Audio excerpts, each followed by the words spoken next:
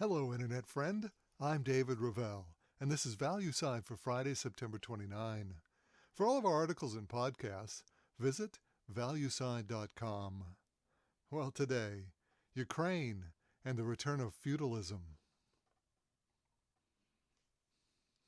Well, the Ukraine war is showing us a different time, a time before the American Revolution, back to the Middle Ages, a time when feudal lords, with their private soldiers, fought for supremacy.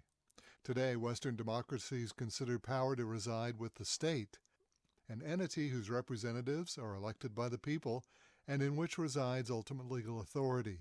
Now, here in the United States, we see maximum authority residing in our tripartite government, the Congress, the courts, and the President, legislative, judicial, and executive. However, in Ukraine, other sectors exert their power and influence over the state. Those who have political influence include a loosely knit web of high-profile oligarchs and their private armies. Now, private militias, as they're known in polite circles, have been in Ukraine at least since the end of World War II. The most prominent of these is the Azov Brigade, founded by a neo-Nazi and to some extent a national hero, Stepan Bandera. Bandera sided with the Germans when they conquered the Ukraine region during World War II. Before, Ukraine was part of the old Soviet Union. And while Ukraine's independence was one of Bandera's life goals, his attraction for Germany went far beyond that. He also embraced many of the Third Reich's ideology, including racial division, national hatred, and a sense of Aryan superiority. It was a vicious stew that would simmer in Ukraine homes for generations. Finally, in the last days of 1991, the lid was lifted off that stew when the Soviet Union dissolved. At last, Ukraine was free. But those old animosities remained. Parts of Ukraine, particularly Crimea and the Donbass, remained predominantly ethnic Russian, the focus of the militia's anger. 13 years later, in 2014, the boiling cauldron of Ukraine boiled over. No understanding of the current war in Ukraine is complete without knowing all that happened in 2014. On February 20th, 2014, Russian forces entered Crimea, meeting little resistance, and 1 month later, the annexation of Crimea by Russia was complete. Now, the opening chapter for this part of Ukraine's history was written in September of that year by Amnesty International in an AI briefing entitled Ukraine Abuses and War Crimes by the Adar Volunteer Battalion in the North Luhansk region. Now, this report details the vicious crimes the militias committed against the local people in the Donbass region. Now, quote, members of the Adar Territorial Defense Battalion operating in the North Luhansk region have been involved in widespread abuses, including abductions, unlawful detentions, ill treatment, theft, extortion, and possible executions, said Amnesty International. They went on to say the Adar Battalion is one of the over 30 so-called volunteer battalions to have emerged in the wake of the conflict, which has been loosely integrated into Ukrainian security structures as they seek to retake separatist-held areas. Unquote, Amnesty International.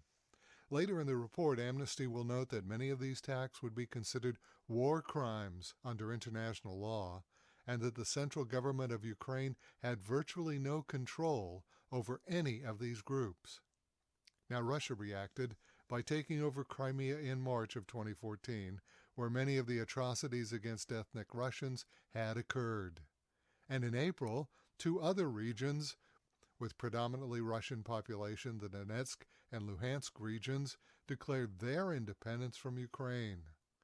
Now, these lightning-fast moves shook the Western powers to their core. Washington, in particular, was alarmed. Remember, as we've noted before, Ukraine was the intersection of U.S. and Russian influence in the region. America, for decades, had been developing Ukraine as a strategic hub. Under the Biological Threat Reduction Program, which began the year the USSR fell, by 2014, the U.S. had well over 30 biological labs in Ukraine.